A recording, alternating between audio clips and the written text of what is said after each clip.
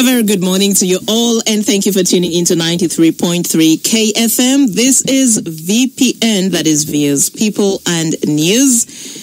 This Saturday, the 18th of May 2024. I'm your host, Judith Atim, welcoming you to the show. Well, today we are focusing on the budget. We want to digest the new taxes and their impact on you as a taxpayer. My guest today, I have with me Dr. Elly Twineyo, who is the Executive Director, the Uganda Export Promotions Board. Dr. Twineyo, welcome to the show once again. Thank you very much, and good morning, listeners. I also have with me Ms. Prudence Ukkonika. She's an agribusiness entrepreneur. Prudence, you're welcome to the show. When you say Prudence, they know Bella. Bella wine. Branding. Listeners, I greet you. Good morning. Well, also, last but not least, Mr. John Walugemebe, who is the Executive Director, Federation of Small and Medium-Sized Enterprises. John, you're most welcome to the show. Good morning, listeners. It's always a pleasure to be here. Well, Uganda's budget for the financial year 2024-2025 is 72.1 trillion shillings. If you get yourself a copy of the Saturday Monitor, you have a very good breakdown of this money. Now, that's what the government needs to effectively run Uganda. It has to pay civil servants, teachers, health workers, police personnel, the military, and so on. It also needs money for infrastructure, good roads, bridges, electricity, healthcare, education. But the government has to raise this money by taxing all of us. And it has to borrow some of this amount. I mean, we don't like taxes, but it's just one harsh reality we have to live with. Some of the areas proposed for taxation: fuel, that is diesel, petrol, or kerosene, what most of us call paraffin, construction materials, mineral water, wine, and so many others, as we shall discuss. And what are the impacts of this? We're going to be diving into this in a short while.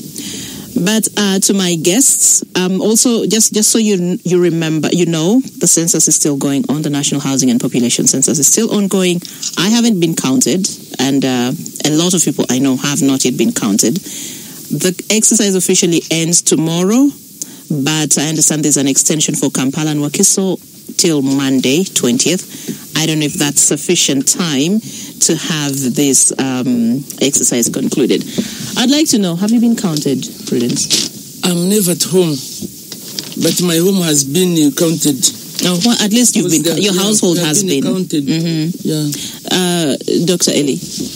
I shouldn't have told me the other day they counted. Every time I was waiting, I said, are they leaving me out? Mm-hmm. And since I am a good law-abiding citizen, I want to be counted. Okay. Yeah, so they came home, they counted I was at work, so I hope that they got the right information. All right. At least you left your details and the information that you needed. Yeah. John, have you been counted, or your household? Yes, I was. Okay, so three of you have been counted. I have not yet been counted, and everyone in my compound hasn't been, and even our neighbors have not yet been. Hopefully today or tomorrow or Monday. Well, the other big news, of course, we now have a new Inspector General of Police. That's Abbas Byakagaba. He's assisted by Mr. James Ochaya. I don't know, Elly, what do you think about this new development? I mean, there has been a lot of anticipation. Who is going to be the new IGP and so much? Who is going to head the police force and so on? They have won me. They have? They have won me. Uh-huh. I had my own list, and which I kept looking on. Mm. Now I have to look at the Bank of Uganda. I also have my list. Yes. That's what I was thinking of as well. Because at one time, Byakagaba, I think, was handing over office and retiring. Yes. I have known Byakagaba more when he was in the investigative part and trying to rescue children. Those are people who are being trafficked away, and then the anti-terrorism. Mm-hmm.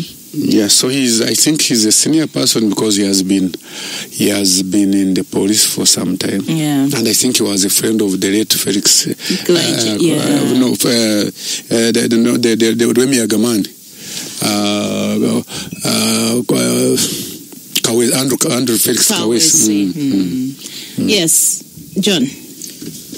About the new IGP. Well, at this point, I have no comment. I think we'll wait and see what happens. But it's good we have a substantive IGP. At least there's leadership in the force now. Correct. That's important.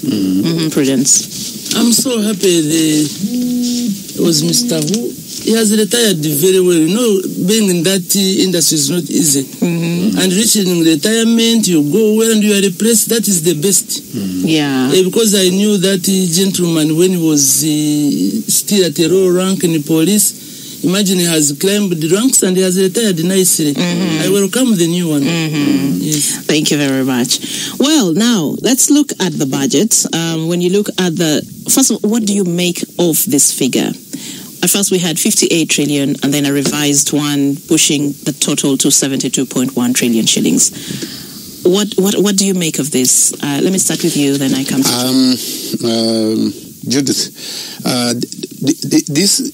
This budget has increased to above 70 and it has been around 50, so it has in simple terms has increased to around 20 trillion. Three things that come out to me: how will it be financed?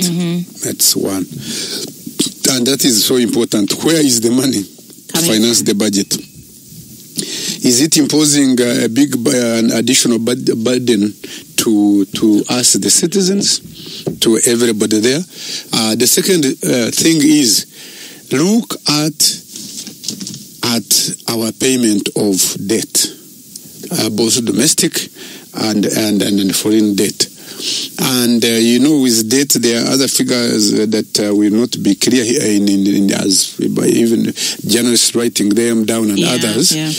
But they are already telling you that 12 trillion, 12 point around 2 or 3 trillion will go to the debt.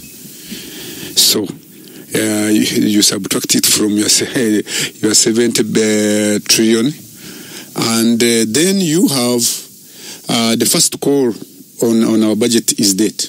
In other words, when they get this money, they must first pay debt. The second one is wages. They must pay wages. And it takes another big chunk. So when you look at this budget, when you go down all the way, and then it is what we call commitments. They are commitments which already the government committed itself to previously, which they must be paid in this budget you see in the list, which sometimes will not directly add to production and productivity, and therefore it around getting revenue and getting taxes. Because if we don't produce, we don't get taxes. If we don't import sometimes raw materials to use in our production, then we don't get taxes. And the other part then is that what remains is too little. Sometimes you'll be surprised out of this 72 trillion budget that the money for which the Minister of Finance has got enough leg room will be between 10 and 20 trillion. You are looking at 70 trillion, but where they have enough leg room would be 10 to 20 trillion. So even when you look at these figures in nominal terms, there is not enough money. Yeah. Okay. John, just weigh in on this figure. What do you think this actually is and what it means to us? I think it's very surprising that in March, the Minister of Finance presented to Parliament a budget of 58.3 trillion. And, according to the Public Finance Management Act 2015, the budgeting process is inclusive and it goes through stages. Unlike the earlier years where the minister would come with a briefcase and shock the nation, this time we already know what is in the budget because you are part and parcel of the process. So we are surprised that at the last minute, on May 16th, the minister comes up with a corrigenda of 13.78 trillion and pushes the budget to 72.1 trillion. This is a huge jump, and unfortunately there was not sufficient time for anyone to scrutinize because they were in meeting, they had to pass this. So either this was intentional to kind of have it fast-tracked without sufficient scrutiny. So I think we need to look further because at this point the businesses have been complaining about difficulties in paying tax, IFRIS, and so on and so forth. Now, if you push the budget by this much, it means you're going to burden them a lot. What they could tell us is that, because in order to finance such a budget, you can say, at midnight we got a call from some rich tycoon who promised to give us 15 trillion. Therefore, we had to include it at the last minute. Or we discovered that we are going to sell our oil earlier, so we are going to earn a lot of money than we had anticipated. Or the IFRIS system, we have discovered there was a lot of money lying around in the economy, and we expect that through IFRIS we shall be able to collect this money. In the absence of that, it means you're going to rely on borrowing and squeezing businesses, which for me is not a very wise move, particularly at such a time. Yes, Prudence. Yes. What is your opinion about the 72 trillion budget? It's like when you grow your plants and you start that estimate of what we are going to harvest, you double it, but you don't know. Maybe they may be drought, there are birds like maize which come and eat half of the garden, monkeys. But it's good to have hope. But to this, I know they are going to squeeze us as business people. And we already, if you are, me, I'm in business, so I follow up my fellow business people. I'm sure like 20% have already gone out of business. And in wine industry, I started this wine industry in Uganda that is 2000. By 2010, there are so many who had started. Yeah. In 2015, there are so many. Though we wanted them to be formal, and I would appeal. That time I was appealing to the government to help them to be formal, not to take them like criminals, chasing them. But if that's what they did. They increased the taxes on wine, which was impossible, and most of them ran away. Now, when I hear that wine has also been, the taxes have been increased, you are increasing it to who? People have run away. I'm there making losses. Because me, I'm not after making money, I'm after improving the economy. I'm still giving them what they want, but on a loss. Because I was targeting the whole world. The way they are targeting this 20 to be increased by 20%, I'm also targeting the whole world. So I had already made the capacity of supplying the whole world. But now, since I'm being squeezed with the taxes, I'm just giving it out. And not because I'm making what I'm making what profits. A bottle which I get less than 500, you are A1 6,000. But now they have increased. So, what does that mean? Like wine is an luxurious what? But people had come to know that our wines are from our natural fruits and they are good for health. And so many people were growing like passion fruits, mangoes. I'm the only one processing mangoes from Uganda. Because otherwise you people want to eat the imported mangoes. And now it is going to stop. And when I stopped pineapples, I see them on the street and I'm not happy. If you see that person holding a heap of pineapple at 10,000, how much is the farmer getting? So the more you squeeze that you are getting taxes, I'm sorry, you are going to lose even the little you have. I'm sorry when I say, I don't know whether parliamentarians will be happy with me. When you are passing these policies, involve us. Do you know how much the cost of wine? How much do you know about wine by the time, before you increase the taxes on wine? How much wine is in the market? And what does it mean for local production? For local production, yes. how is it useful to our economy? Recently, I won 4 awards from Italy. I came like a normal person. I said, but me, I wonder. People win what? These footballers, they meet them at the airport. They are giving money. Me, I have won. And by the time you know, outside they will be coming for our mangoes to process wine. I have introduced that wine is not only from grapes. Mm-hmm. But now when I hear that the taxes increase on wine, who is producing wine? How much wine? Is it the imported wine or our local wine? Mm-hmm. Well, that's interesting. Let's step off from wine a bit. Let's move to products like kerosene, for example. Yesterday, I actually watched this debate in Parliament, and Honorable Nandala Mafabe was actually putting the point across that, actually having these taxes won't affect so much the economy, it won't affect so much instead it's going to spur growth and so on. But I also watched how Nsereko was actually pleading for the layman, the ordinary person out there. If you increase these taxes on fuel, it is going to have a ripple effect. It's going to affect the banana farmer who is selling at the farm gates, the middlemen who want to also increase prices and so on. And I just want your perspective on this, Dr. Twineyo. When we are taxing things like kerosene that we know people in rural areas still depend on because we don't have enough electricity to supply everyone, where are we putting the ordinary person? Thank you, Judith. I want to start from just right a bit. Taxes. Why do governments tax?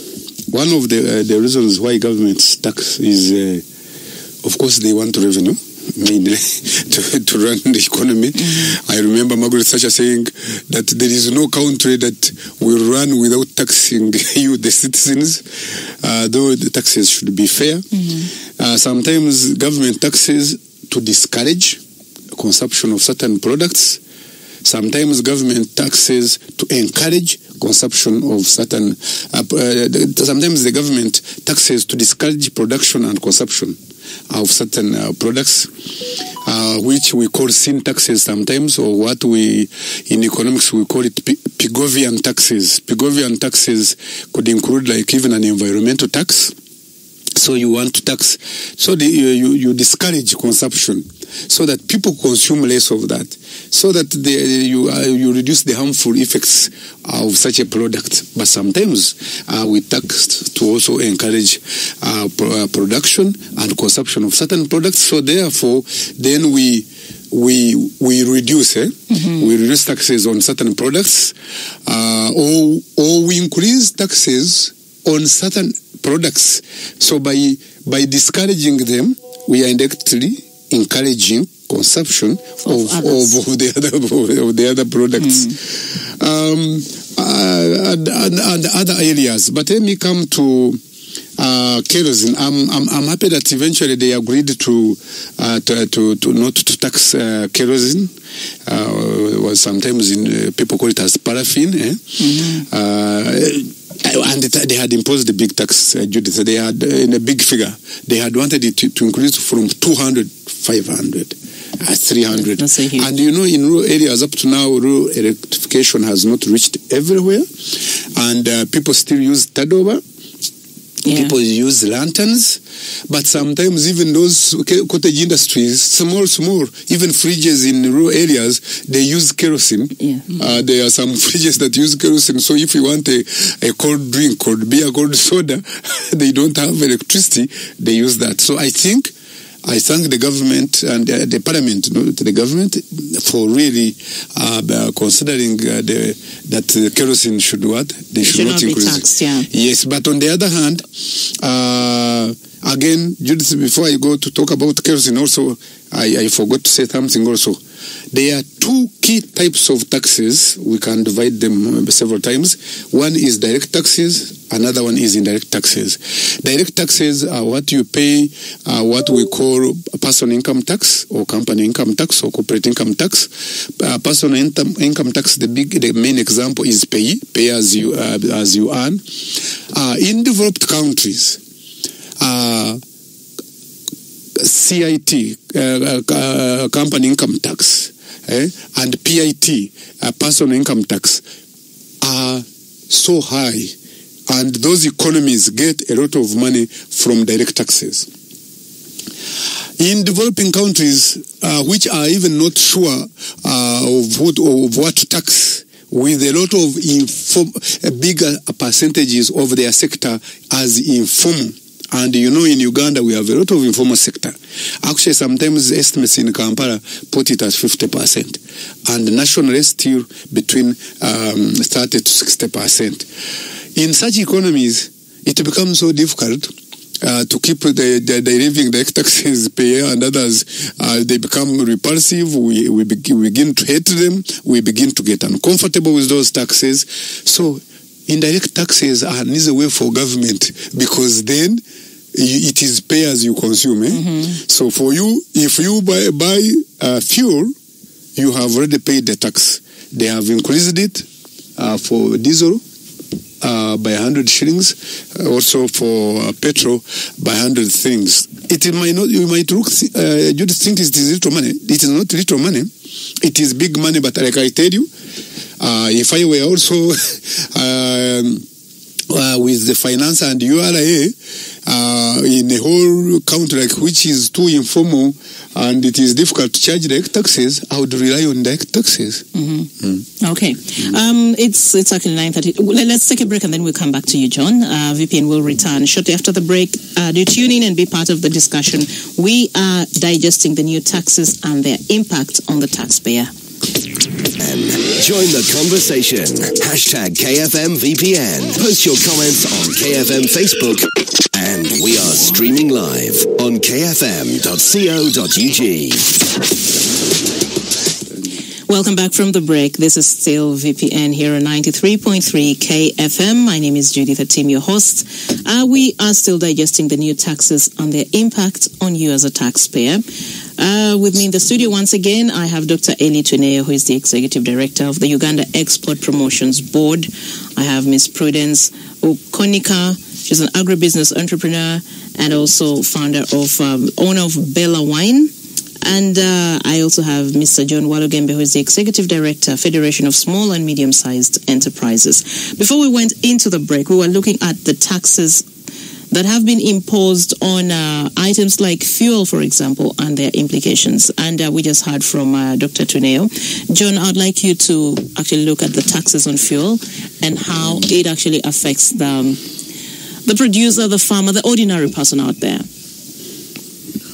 Okay, so Uganda, as he mentioned, is largely informal. So government has to rely on indirect taxes, because direct taxes, as told you, have pay as you earn. You have corporation tax. So if you're a company, you make profits, you pay 30% of that at the end of the year. If you're an employee, you pay taxes. Now, in the absence of that, government has to rely on indirect taxes, which is value-added tax, and that's why IFRIS is extremely important. Because if government wants to grow its revenue, it means that it must ensure that it enforces VAT compliance. The other issue is around the excise duties and so on. And that's why we talk about the tax that they have imposed on fuel, on mineral water, on wines and so on. I think the imposition of this 100 shillings on petrol and diesel for businesses is never a good thing. Of course, it increases the cost of production, it increases the cost of transportation of goods, so it factors into increased prices for our consumers. But personally, I would prefer such a regime, because although there's a bit of short-term pain, afterwards you kind of get accustomed to that. So for me, the imposition of 100 shillings on petrol and diesel is something that I could accept if the resources were used well. I'm also happy that 300 shillings was removed on kerosene, because I don't think it was a wise move, considering the nature of our country and the high poverty levels in some districts. And then the issue of water. I don't see the rationale, because excise duties are meant to either encourage or discourage. That's why you see they are imposed on tobacco, they are imposed on alcohol, and so on. Why you want to use tax in order to discourage products that have a high social cost. Now, if you impose 75 shillings or 10% of 75 shillings on every liter of bottled water, what are you trying to do? You're trying to discourage people from taking clean water. And are you sure that the money you're going to get from imposing this tax on mineral water will outweigh the social cost and the diseases and the money that you might invest in health when people are not taking proper clean water? Yes. Because not everyone is going to start boiling water and so on. People don't even have that time. So if you make it more costly, it means, for me, that was not really a good move. I think the intention is simply to raise money, but it might actually end up being counterproductive in my view. And the same with the wine industry. The wine industry, we are telling people to add value. We're talking about import substitution. Now, if you're talking about import substitution for wines, people are starting to add value, and then you're rushing in and you're posing, I don't know, 10% or 100% excise duty on every liter or whatever. It means you're discouraging people from investing in this sector. It's okay, you tax, but there has to be some kind of rationale behind what you're doing. If you're saying we have a housing shortage, and then you're imposing 500 shillings on cement, a bag of cement, what's the point? Are you saying people should find it more expensive to build and build less, or you think people are building anyway and that they are not price sensitive and therefore they'll continue building? So for me, it's about the alignment of policy. It's to say we cannot tax water because we are focused. We want our people to be well. We are not going to tax cement because we want more people to invest in construction. We are not going to impose anything on wine because we want to encourage our people to add value, because these wine producers are purchasers of fruits from farmers. So now why are you imposing it on them? You want them to buy less and get out of business. So for me, it's more around the coherence. Don't just randomly impose pick products and say, now we shall do this, next time we shall do the other. Think through it properly. And that's what and I'm happy Parliament rejected this 5% withholding tax on the sale of land in municipalities and cities, because it was not going to have the same impact. It's going to discourage investment in the real estate sector. If you want to grow your rental income, rental tax collections, then allow people to build. Then you just collect money at rental tax level. Don't collect money across the whole chain. Leave people to build, let them purchase, let them buy land cheaply, make the process easy, then just make sure you're strict on rental tax payments. Yes. Okay. Prudence, you already actually talked about the challenges you're facing in the wine sector, in the agribusiness sector, so I'm not coming back to you on that. The concern that people have as taxpayers when we look at figures like this is, yes, when the money, I don't think people actually hate the idea of paying taxes, but the question is, where does the money collected go? How do I, as a taxpayer, benefit from this? I know government always says, we are constructing health centers. But again, health centers, yes, we have the structures, but do we have the health personnel there? Are they being paid timely? Do we have drugs in these hospitals? We've built schools. We are creating seed schools, or we are creating free education. But is it actually free? What's the quality that you're giving these kids? What's the dropout rate? If it's actually good education, why are these students not being retained actually to complete their cycle of education? I think that is actually what causes apprehension on the side of taxpayers, and also the issue of the lavish expenditures that we see, people awarding themselves all kinds of huge sums of money, like we've been seeing with the Parliament exhibition, and actually what's happening now to what's leading to all these sanctions against the Speaker and so on. I want us to address the issue of actually service delivery vis-a-vis tax collection. And would you like to start, Prudence? Yes. Judith, thank you so much for that question, because recently I experienced it. I've been paying tax since I started the business. Until 2018, 19, when they started levying a lot of taxes on wine. I felt very bad recently when I got a call from my accountant that URA has come with the police and the army. I'm here in my home in Naguru. My factory is in Ichira. So I had to rush there because I don't know what was going to happen. And what happened? I normally take an hour from my home to my factory, but I took 10 minutes. Because I didn't know. Imagine they come and close and they go away, what is going to happen? But I was just in the potholes. I saw the dashboard lighting up. I didn't bother. I said, I wish they have come for this, but the roads are okay. I've been paying this Chira, my factory is in Chira. You have been hearing people complaining of that road. So if we were paying the tax, we were squeezed and you see where it is going, you would what? You would at least say yes. I feel bad. I was a civil servant for 30 years in the Ministry of Finance. I've been a what? A business person. How do people harvest the money? How do they get this money? You find people putting morals within a day. Who are these? I was working with the finance, but you see some fellow on your same rank. Oh, they have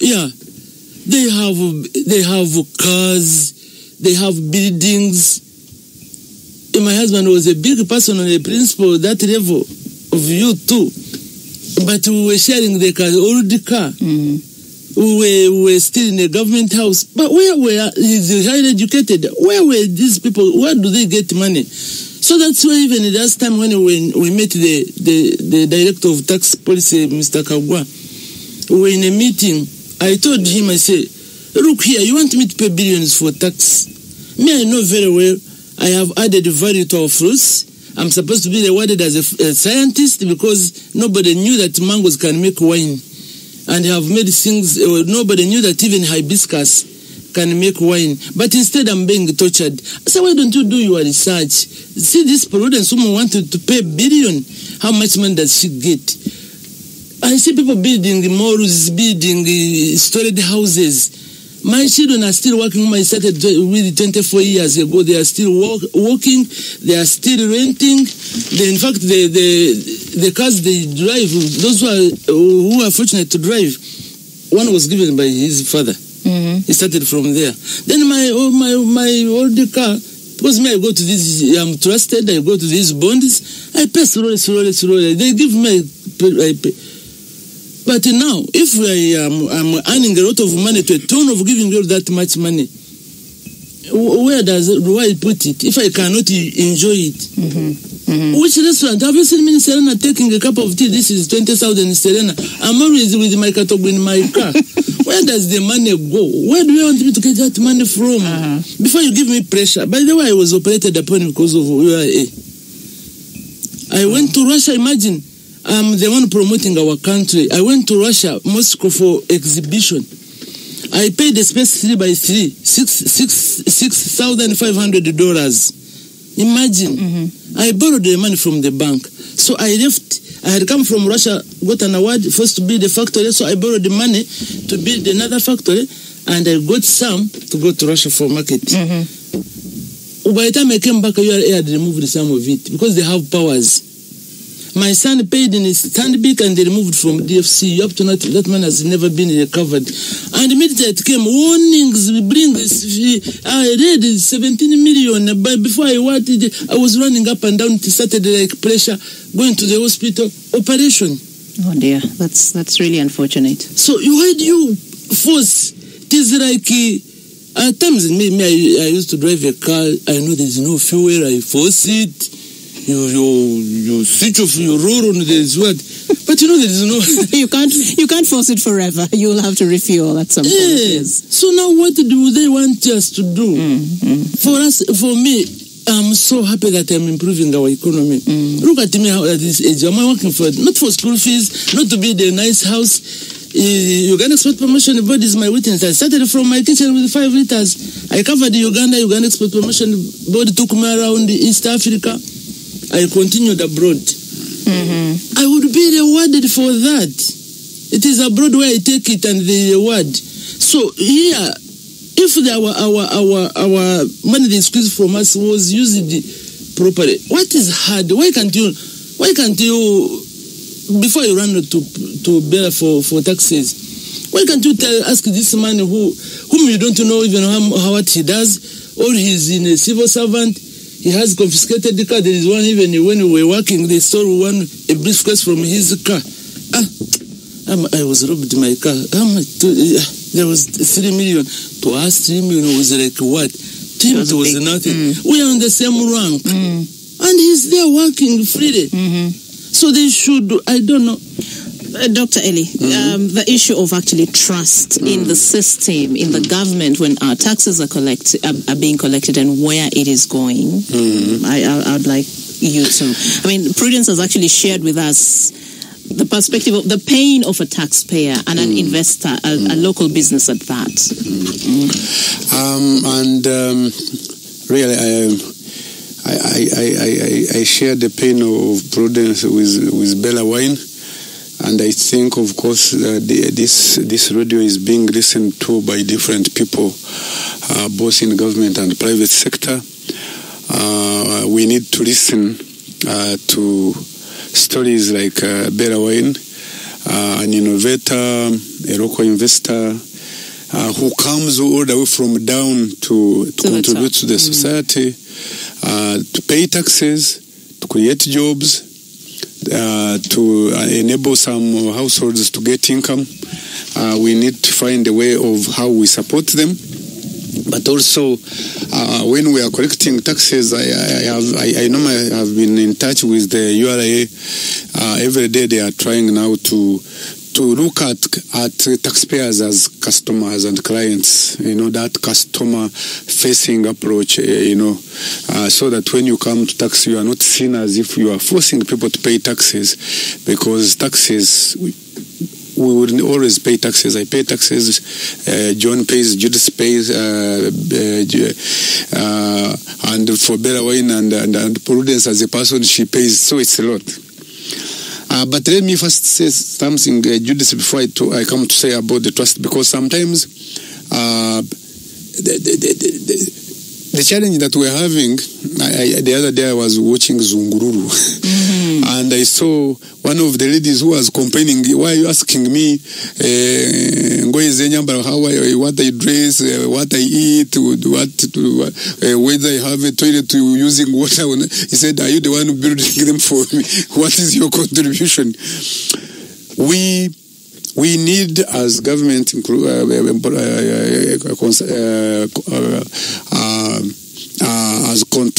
government as civil servant and contractors as public servants, including myself, to help government build the positive image in the minds of our clients, who our clients are our citizens, our service delivery. Because people think every time now you talk to them, say, what does the government want to do with me? Why are they asking me this?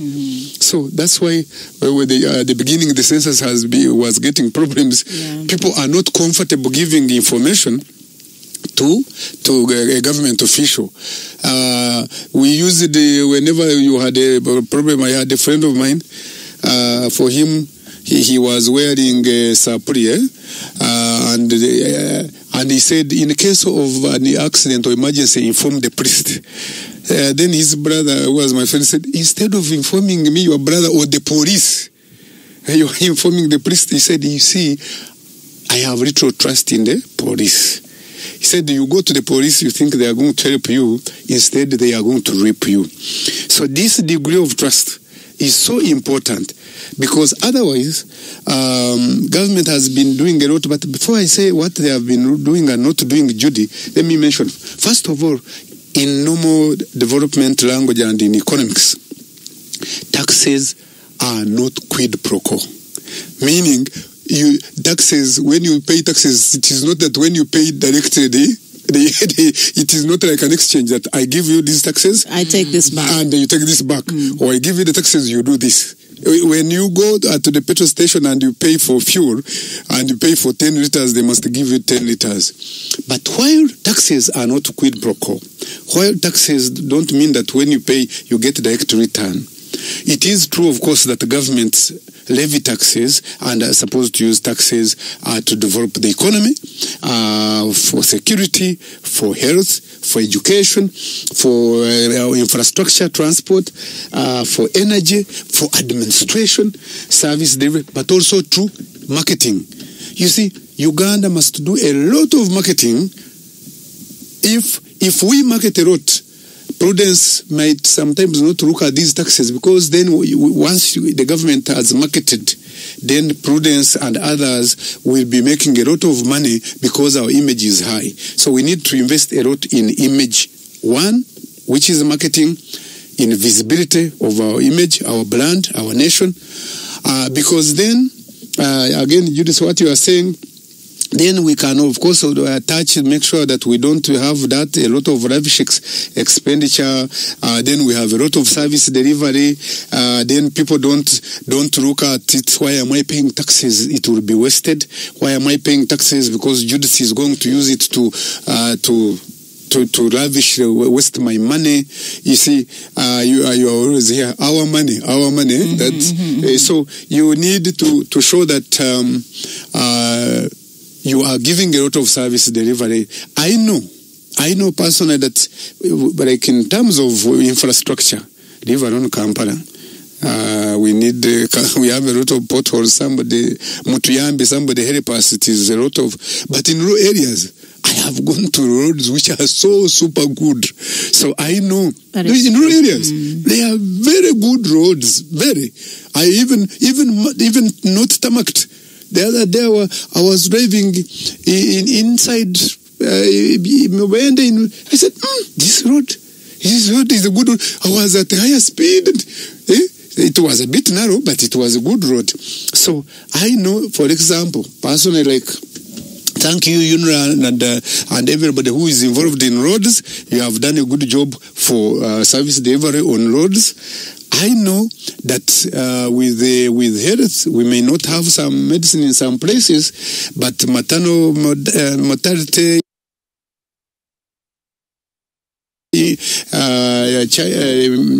infant mortality, death at birth, they have tremendously reduced.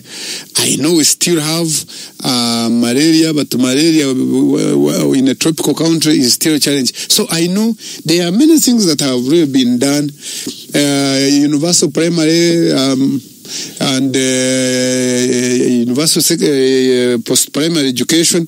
I think my focus should be more on, of course, skilling Ugandans, even those who have degrees and diplomas. Skilling should be important. I have seen the presidential hubs, the presidential initiative on they are doing in different places. They are skilling people.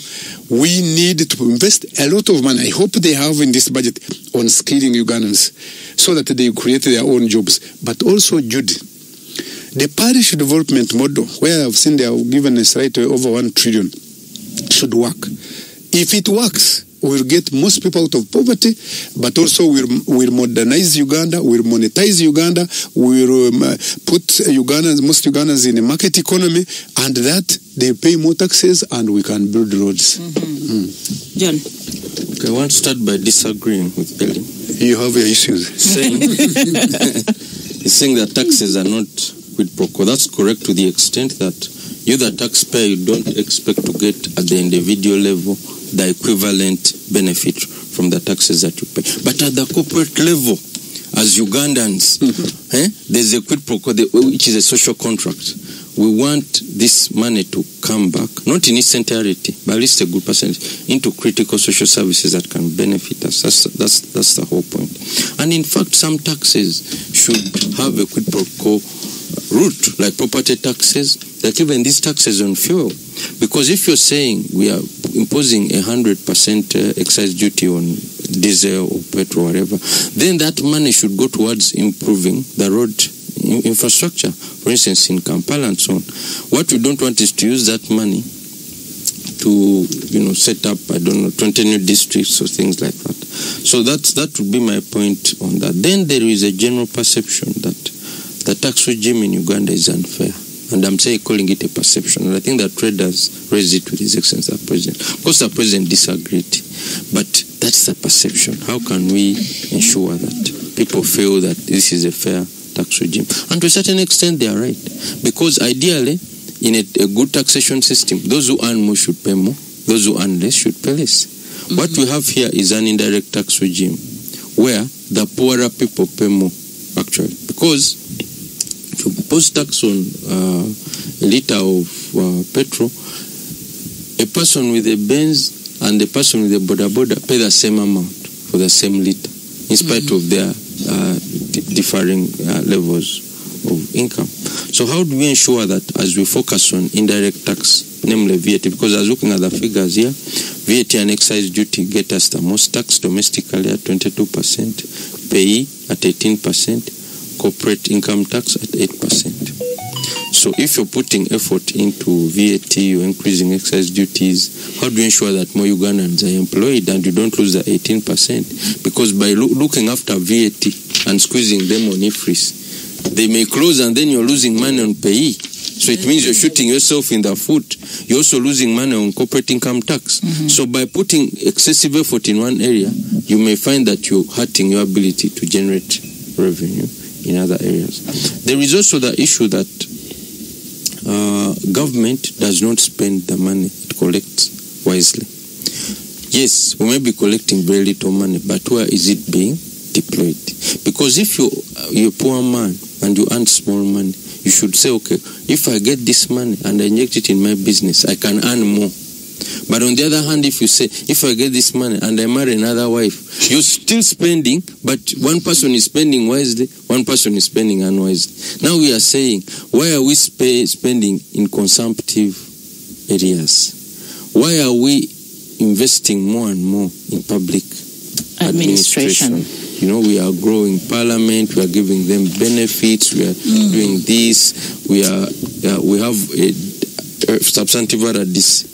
Then we have a deputy RDC. An assistant. An assistant. So the assistant is the deputy RDC. You see, so for me, of course, I understand that some of these are political economic questions, and we don't want to say we are opposed as such, but we are saying, how can we do it efficiently? You see, how can you achieve the same goals in an efficient manner? And then finally, I want to talk about, government, when we talk about the cutting down the cost of public expenditure, public administration, government has been saying, no, we are going to rationalize government agencies. Now what has happened, all the bills that they took to parliament to rationalize the government agencies were defeated on technicalities. So all the agencies, someone was saying some people were brave, that's another issue, but they were defeated on technicalities. And then in some instances, there are some critical entities that have been working, at least in our eyes as citizens. If you look at UNRWA, for all its weaknesses, it has tried to work, like you mentioned. Roads up country are done. Even in Kampala here, when it's a UNRWA road, it's done to a good standard. When it's a local government road or whatever, or KCCA road or whatever, you have issues. So now, why do you rationalize UNRWA? If someone is doing well, why do you dismiss him from school? He's number one. Again, you're saying, no, you man, you have excelled so much, we are dismissing you from this school. You're overqualified. You're too smart. So what you are saying, even in rationalization, let us have a clear criteria. Let's not just absorb entities for the sake. Let us say these are the benchmarks. An entity that does not generate its money, an entity that has been doing poor at absorption, an entity that has been having a bad image, an entity that has not been performing, so that you grade somebody and you rationalize him because there are inefficiencies there. You don't just rationalize him for the sake of because some people are lobbying for jobs. Because some mainstream ministries are also using this rationalization process to try now to tap from the benefits, because people in authorities were well remunerated. So now they feel, okay, now this is our opportunity also to absorb them and have a cut of the cake. So in which case, this may not result in benefits for the actual citizen. It's simply reallocating money. The center of spending is simply changing, but the actual expense and so on is pretty much meaningless.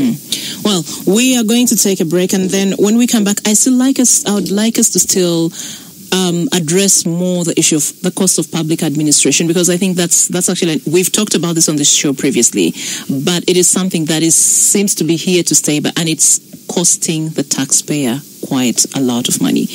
Let's take a break. VPN returns. VPN. Views, people, and keeping you up to date and informed. VPN. Only on 933 KFM.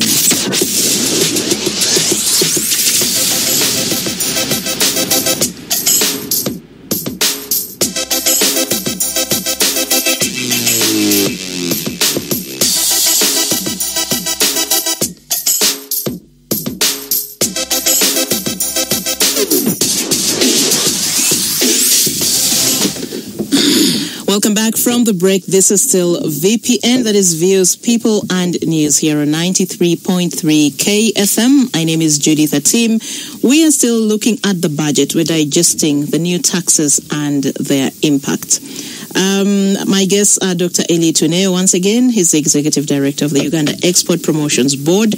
I also have Prudence Ukkonika, agribusiness entrepreneur, and she's the owner of Bella Wine. John Walugemebe, Executive Director, Federation of Small and Medium-Sized Enterprises. Before we went into the break, John was actually raised an interesting aspect of this conversation, which is the cost of public administration. Now, earlier we had talked about social services vis-a-vis the taxes that the government collects. And Dr. Twineyo was saying, well, taxation is not a quid pro quo. It's not like when I pay taxes, I must expect something in return. But John says, look, we have a social contract. When we put you in certain positions and you collect our taxes as a government, you owe us. It is upon you to ensure that at a certain level, you meet certain bare minimum is met for us as citizens. Let's look about the issue of public administration. What is it costing this country? Let me start. I start with you, Prudence. Yes. Yeah, please. Okay, I told you I was also a civil servant for some years. There are some even ministries which you feel can be combined to serve the same purpose. I don't want to mention and be pointed that maybe if I go there for some services, I'm denied. There are some institutions which you see this one is a waste of money. If you see the pay they get, but they are actually under another ministry. And remember, well, I'm bringing this question also. Remember the time we are heading into. This is 2024. Next year is already a precursor for 2026. It's pretty much by July next year, the conversation, the mindset will actually shift towards the upcoming elections. So that, and with elections, we've always seen a lot of money changing hands, a lot of money being pushed into the economy to buy votes and so on. So I just want you just to have that background that we're going into an election when you're also giving your sharing your anecdotes or examples. Yes, I've said that time you see during the election, you see money changing hands. Where is that money coming from? So you should put a question mark. Why should you squeeze me across my business because of such a money? And me, I would think a good leader doesn't need to buy what? Votes. To buy votes. Which means we have leaders who are not worth being leaders. They have been bought, not because of what they know. And that's why at times we lag behind. Because like now there are some things, let me tell you, I don't know who is responsible for that. But one time, I was given an award to be the best winemaker in East Africa. But it was being celebrated with in other countries' wine. So I said, now, how is this leader? You are holding a glass of imported wine and you are celebrating mine. But if I was a leader and we see there is a best wine in our country, which is in East Africa, you would say how to encourage people, and we build the economy. You can even now take more taxes, and good leaders are not being selected. That's why you say that social economy, that social contract is taking a lot of money because the good leaders are not being selected. And I don't know the criteria, but people know the criteria, but there's power of money. Maybe there is a lot of poverty. People do things because of poverty. You put somebody in a position to go and eat. He has to buy the people to select him in order to go and eat, not to develop the economy. And it's actually a dangerous thing which we need to detach from. I think we need to actually have a whole mindset shift of this whole thinking of eating. You're there to serve, to lead. Somebody is there, but he doesn't know what to do. John Walugemebe is doing a lot for us, the small scale industry. But such people even are not recognized, are not rewarded. But you see people seated in parliament, how much are they contributing? But how much are they taking from us? If from us, our taxpayers? He has said the roads are okay.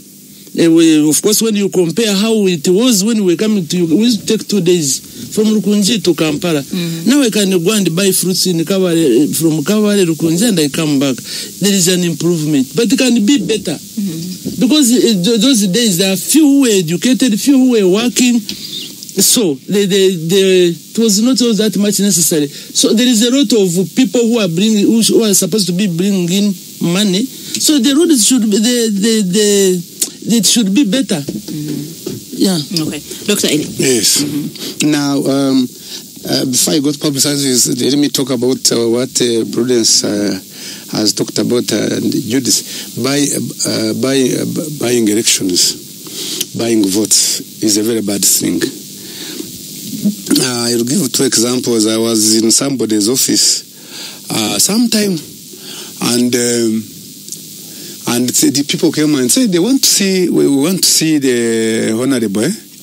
They want to see honorable, and so they want to see honorable, and they said, who are they?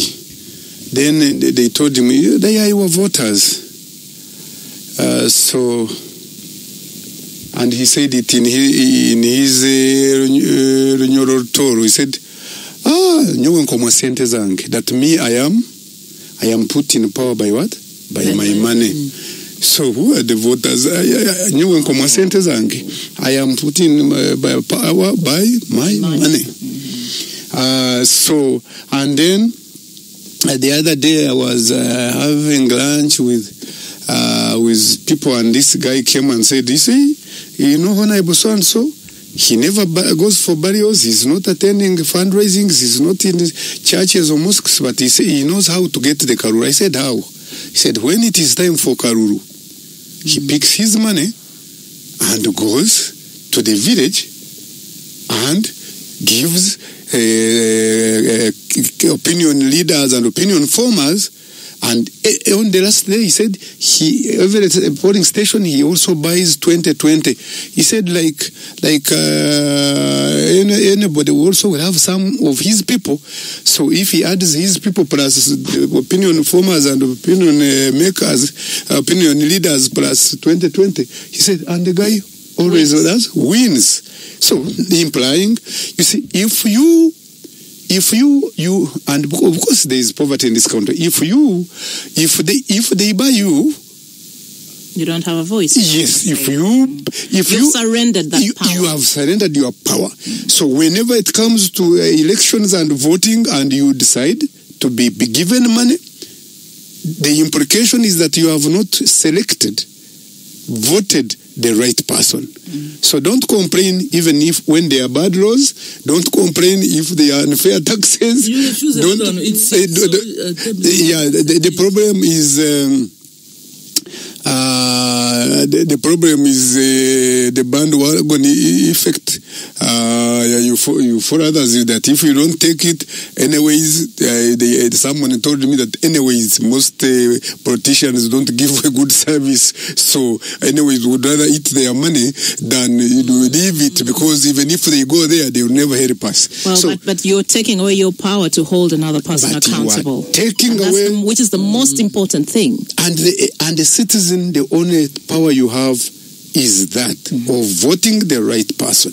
Then when we come to public service, let me begin by talking about when you come to civil service. Uganda's civil service is small. But when you come to talk about public service, the public service is big. I want to distinguish the civil service and the public service. Sometimes people think public servant is a civil servant, but I want to just, for my own categorization, to say people who are in ministries and work in ministries, sometimes we call them permanent and pensionable. Those are civil servants. They are very few, maybe about 340 or around 400. 400,000. Yes, 400,000. But now the public servants are more. anyone can be categorized as a public servant if you are a contractor to government, if you are in an agency, if you are an LDC, if you are in parliament, if you are an advisor to the ministry or to the president. So that the public service, I find it is slightly big, and we maybe would need to see how we do it. But then you come to districts. Over 150 local governments is too big. You find some of them, when I was used to do consultancy, one of the about 5 districts I will not mention, I found these people had no capacity in some areas to collect in local government in units to collect 2 million. So they were depending 100% from central government. If you are a local government and you cannot raise local revenue and contribute to what you get from the central government, then you shouldn't be a local government. If we use that parameter, we would reduce the districts. And I hope one day we are going to reduce the districts. The issue of parliament, I met an OB who is in parliament and who had asked for leave to come up with a private members bill on, I think, reducing members of parliament to 120. Because as you get more local governments, then more members of parliament are going to come up. Because if you get a new district, then it comes with a woman member of parliament, it comes with at least 2 constituencies. So I think if we could begin by working on reducing the number of districts, then we could discuss on how to reduce members of parliament. Members of parliament themselves are already talking. They are saying that their parliament is too big, which doesn't even give them a chance to talk. To speak, yes. Because they can't speak, because there are too many. And if they cannot speak, sometimes then what have they come to do in parliament? Paid, whether they have spoken or not. Yeah, but the issue is not about being paid. The issue is articulating the issues that affect your constituents. Your people, that's the most important Prudence, if we make you a member of parliament and you spend your 5 years without having spoken our issues, and also for your visibility purposes, we don't see you on the floor of parliament, but then you don't have a chance because you are too many. But what I like is that I have been discussing with members of parliament themselves. They feel districts are too many. They feel they themselves are too many. True. So I think that should be worked on. So when we are talking of big government, we should be, actually my view is that we could be expanding civil service, more health workers, more teachers. Thank you very much. I don't know how, maybe it was by telepathy, because I was going to go to that next education, more teachers, skilling Uganda, people who really can skill our nation in different. So I think for me, the civil service should be expanded. The public service should be reduced. Okay, expand the civil service, enumerate them better, give them better conditions, housing and so on. Yes. So they're better motivated to actually provide good service. Yes, it is also important. But you see, when you reduce public service, then you would have some money remaining for civil service. And then you can provide good services. Otherwise, I think the government should continue spending on the key things of security, of health, of education, of transport, of energy, but also on marketing Uganda. We need that image. We need it. Okay. John? On the reducing... Okay, so for me, I think that on one hand, the president and government is conflicted. He's a politician, and you find that most of these demands for districts are really coming from the ground and petty differences. Some of these units are not viable. You go to a district and they show you that now you have reached this district and you wonder, what is it? You see a trading center and then they say, now that is a district. So it's not viable in a measure or form. The same with town councils. I see a lot of places now being designated as town councils, and they shouldn't be town councils, because when they become town councils, it means you also create a small bureaucracy there. And then some of them are even coming up with their own taxes that are not even anywhere on the statutory books. Like NSM was selling me in Mukono. Those people decided that every factory should pay excise duty of 10% in cash. Now, which excise duty? Who receives it? Which excise? So that same came to me. They are charging excise duty. I said, a local government has no mandate to collect excise duty. Because now they have to survive. Yeah. They have to survive. So they really put pressure on small business. Yes. So for me, I would say that we need to improve. We need to improve efficiency. We need to improve value for money. I think some civil servants are really paid. In fact, now, one of the best paid jobs, because our parents were civil servants, but they're really on the bottom of the pyramid. But now, civil servants are the richest people. That's why you see certain jobs now are a do or die affair. And that's the reason why this whole thing of consolidation of government agencies has become a problem. Because someone knows that if I lose this job, I cannot get it either in this market or in any other country. See, someone with very mediocre qualifications has a very good job, is being remunerated well, they have a servant, they have a car, they have this, they have that. It's the dream life, the dream so it's job, a dream life. And those are the most dangerous. They will fight, they will even kill to stay in the job. So this is really the challenge that we have, that also the way, and we need the salaries board to standardize, because you find that a driver in a certain government agency is earning 7 million, like in KCC. Then you find that now a PS, permanent secretary, who is supposed to be their boss, is earning 3 million or 2 point something. What is that for sure? So you find that those inconsistencies need to be resolved. So there's a start. We say a master's holder in government with 5 years experience earns this. A master's holder with 10 years experience earns this, irrespective of department or agency. An undergraduate, entry level, this is what you earn. Wherever you are in government, you're covered. We need, I think, to standardize and improve the conditions for civil servants. And also public service should just go beyond maintaining the payroll. They should also find innovative ways of incentivizing public servants. When our parents were young, rather when they were in the 60s, they would even get houses, they would get cars and so on. The economy can't afford that now, but what can be offered so that we make it more attractive? Because now serious people don't want to serve in the civil service, you see. Any serious person who has serious qualifications does not want to take a job, because of those. There are loopholes of stealing. Or if they are, of course, if there are those now who intend to steal from the public purse. But if you don't, it does not pay, because now you go and you find that officially your pay is 2 million.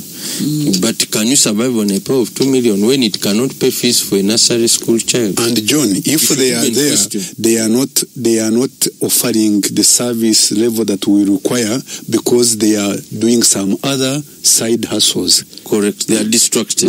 So I think for me, this is, we need to ensure that we improve efficiency and value for money in our civil service and really our public servants as a whole.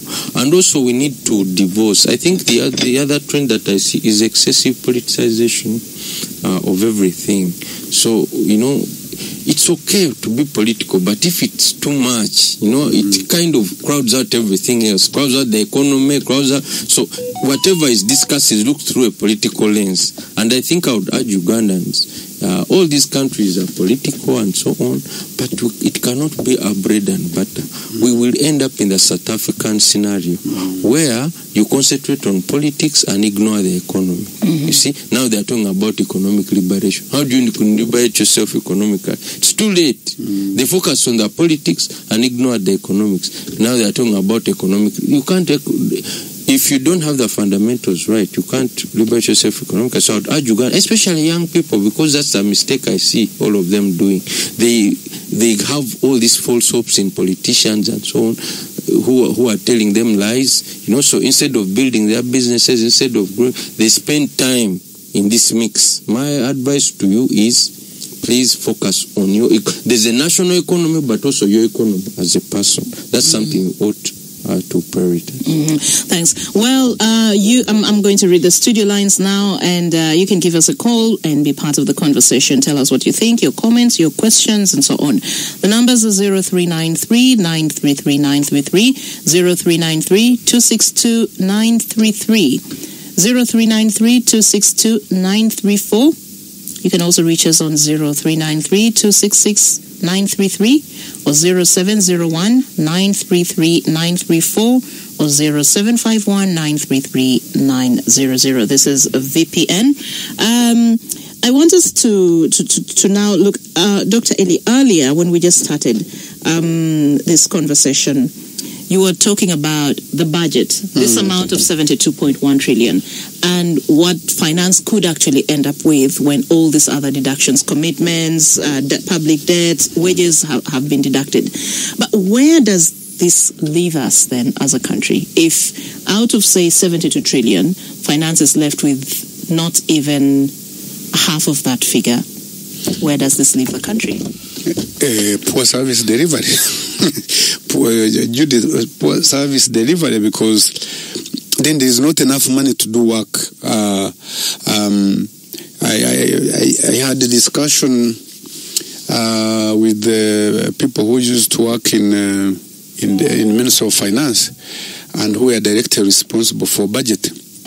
And they were telling me that you people, when you hear people saying we are not doing a lot, when you hear people saying the budget has not done a lot, he said, what a lot could it do when you are remaining with little money for actual service delivery?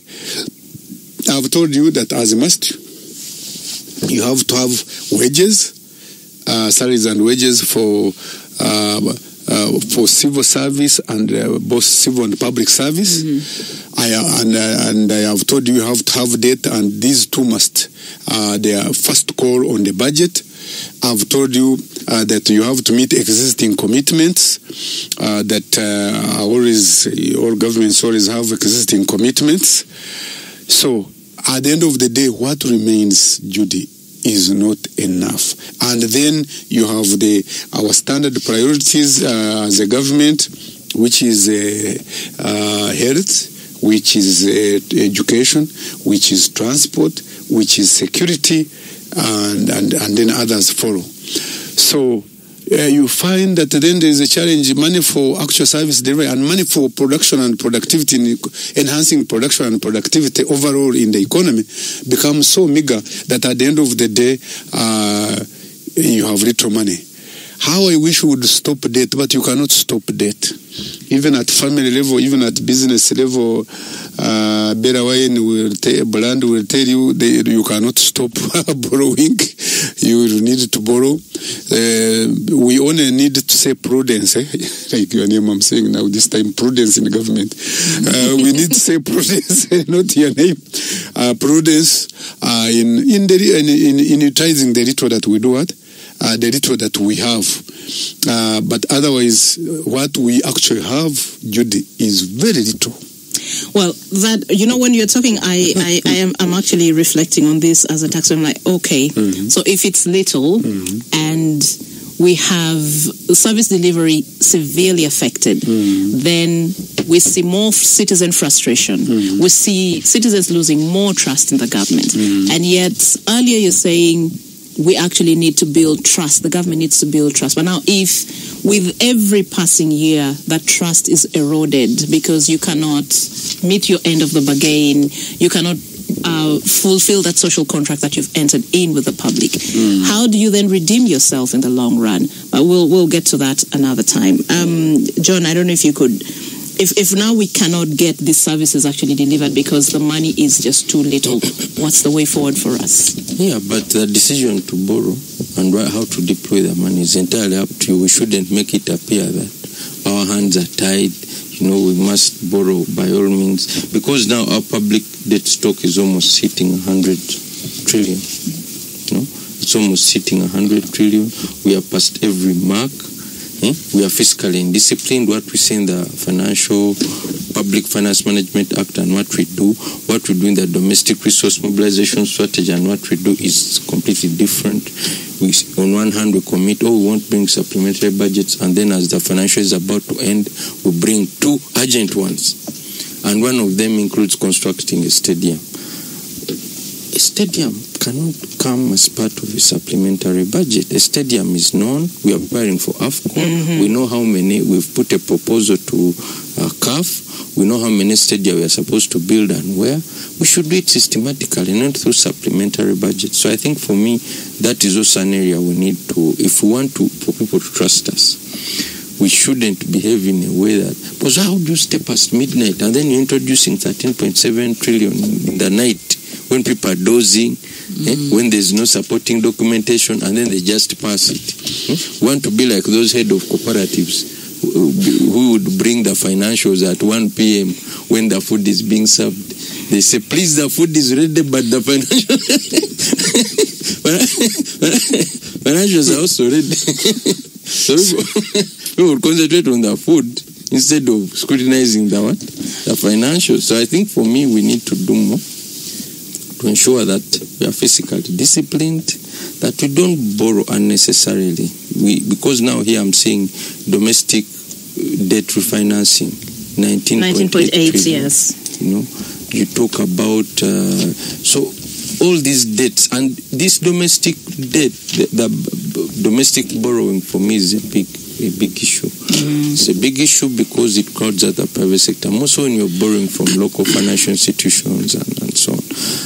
And also the fact that also government also has domestic debt that is not paying. It means that actually, in addition to the loans it has with external people, even SMEs are lending it money. And for the SMEs, it's even worse because you don't charge interest. Government just refuses to pay you for years, and if you are lucky, it pays you. You see, and as and when it pays you the original amount. The amount has been degraded by inflation. There's no interest. So I think, for me, we need to do better at managing our debt stock.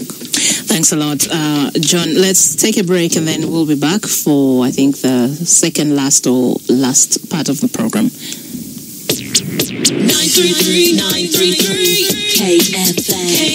Base FM VPN. Join the conversation. #KFM VPN. Post your comments on KFM Facebook. And we are streaming live on kfm.co.ug.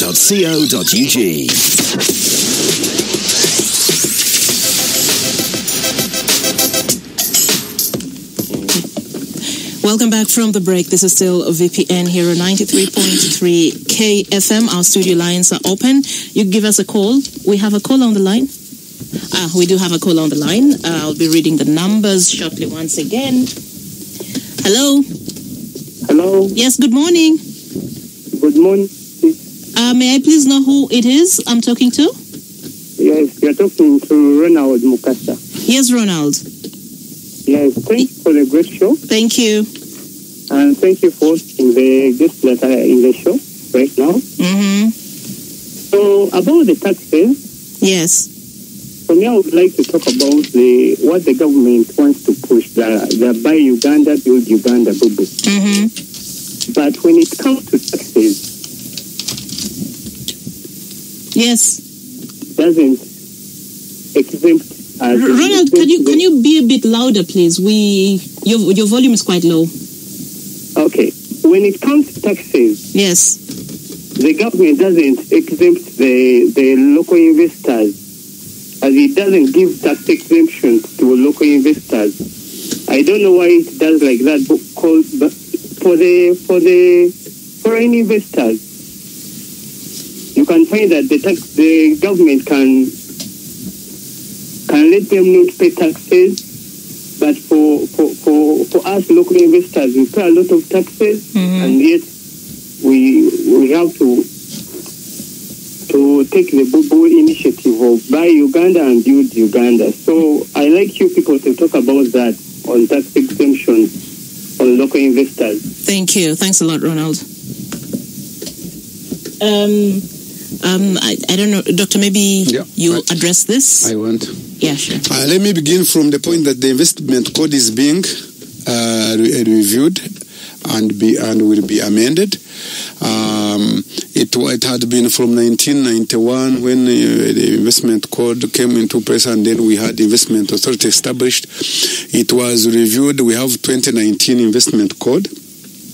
Personally, I have my views about the investment code. One, first of all, for inclusiveness, which is, I think, maybe also the spirit of the president of Uganda. He really believes in East Africanness.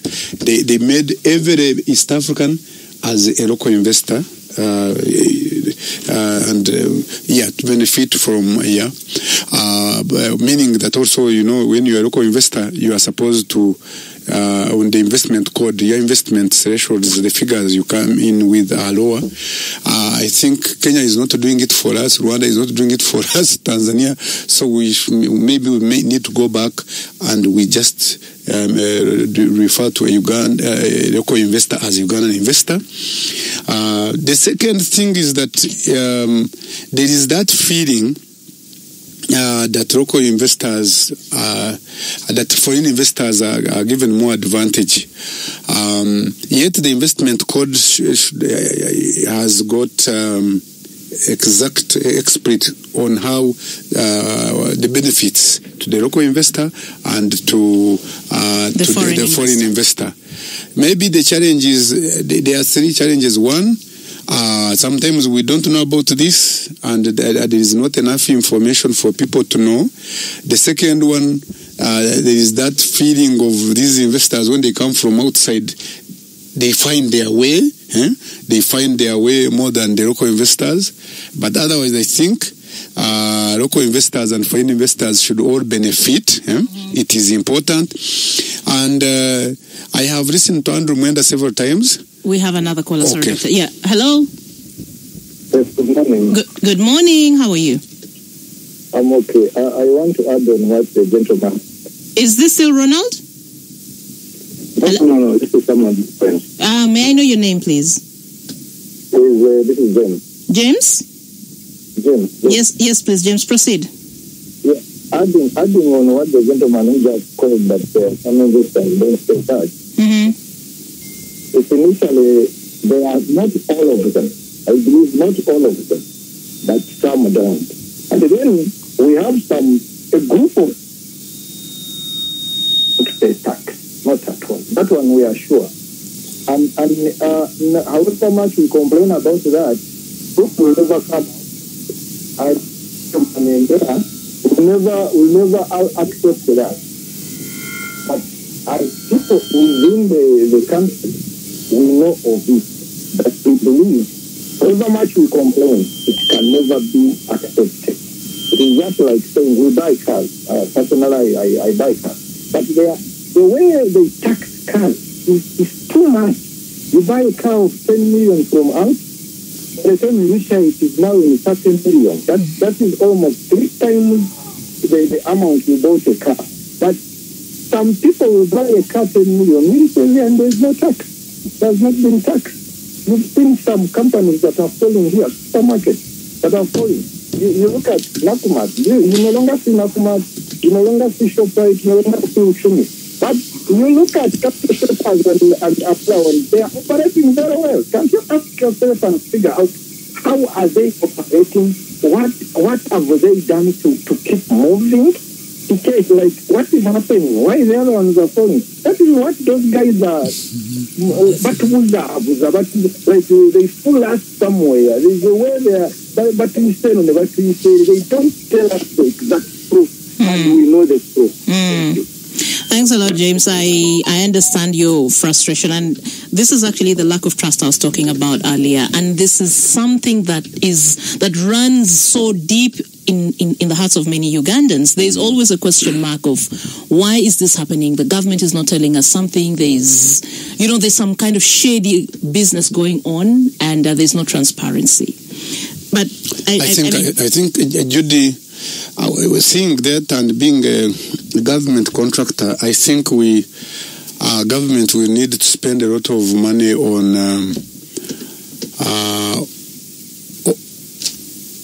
awareness creation. what is the role of the state, what is the role of government, on assurances to the citizen that really the government is pro-people, which it is, but people don't know, you get what I mean? And because of also bad apples, because of also bad apples, I must accept that there are some bad apples who spoil the image of other people. In Uganda we say omulyamamba bomu navumise ekyalo kyonna. Just the guy who eats mamba, catfish, and the whole village say those people eat catfish.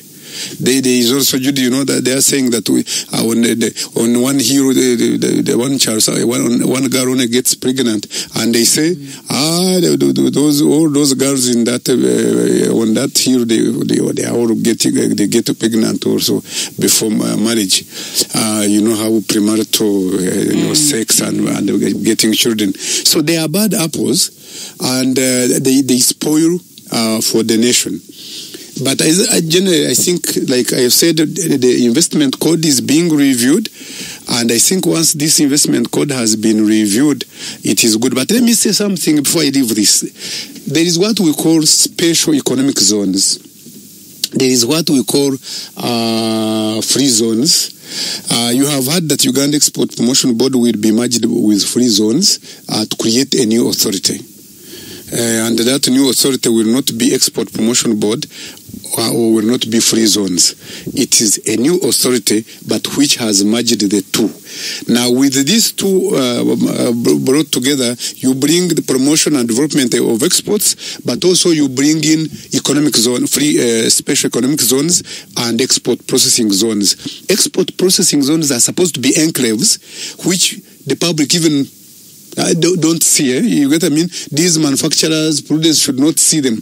They should be in enclaves, and whatever they produce should be exported, or at least 80 and above should be exported. So this will help remove that public feeling of say, this you promote these investors and you don't promote local investors, because then these in special economic zones should not be competing with our local manufacturers. Yeah. Okay, that's interesting. The studio lines again, 0393-933-933, 0393-262-933, 0393-262-934. You can reach us also on 266-933, 0701-933-934, 0751-933-900. Let me come to you, John. If you could pick from where Dr. Twineyo actually stopped. Yes. When we hear gentlemen like James saying, they are about the issue of tax holidays, tax exemptions, local investors actually not at a disadvantage compared to foreign investors, and we are questioning. It seems there's something going on. We know people who don't pay taxes completely, but it seems government is not telling us something, and government is aware of this, but why are they pushing us out of business and so on? You work with our local enterprises. Yes. What are the sentiments that they have? Do they share similar sentiments, and how can things actually be done better? Okay, so there's a perception that foreign investors are favored and that they receive red carpet treatment. And this is not unfounded. Someone comes, visits for a day, and the president announces they have 1 square mile. Or you hear that somebody has come, and then we have now some investors. You hear that someone has not only gotten the land, but has also gotten the money. An investor, the whole point of foreign direct investment is that you want to tap into the person's resources, you want to tap into superior technology, you want to tap into their expertise. Now, the challenge sometimes with the investors that we have is that they come with nothing. They neither come with technology, nor with money, nor with networks. They just come with nothing. Then when they come here, they get everything. They get the land, they get the money, they get this. So what we have been saying is that let's have a level playing field. And the Uganda Investment Authority last week launched a domestic investment division. they want that this division focuses on supporting local investors and hand-holding them. And I want to applaud UIF for making this recognition, because so many have registered. They are investors now. Yes, trading to investors. Very true. So yes. I think we want to applaud Uganda Investment Authority and the Minister of State for Investment and Private Sector Investment, Madam Evelyn Anite, who has really spearheaded this. She has been at the forefront, and we hope that this will show that we are taking a new path. Now, for the SMEs out there, we shouldn't also keep lamenting.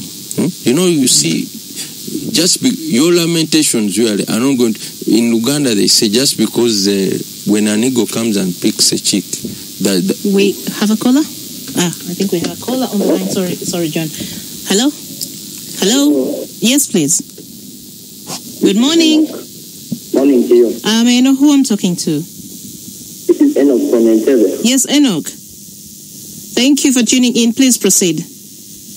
My one concern is, and I sound a little immature, but maybe there is no problem with taxing, but the only challenge we have as Uganda is accountability. If you have tried to talk about how we have good roads in the rural areas, which is correct, but sincerely, I don't know why some government agencies have big cars when they have no use. People driving them to church, to hotels, what.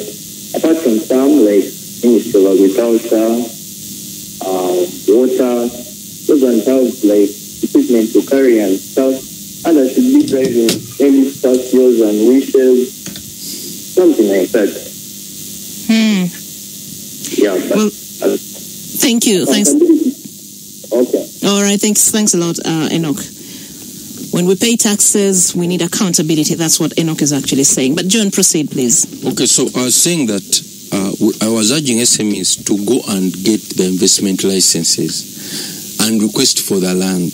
If they refuse to give you the land, then you can come back and say they refused.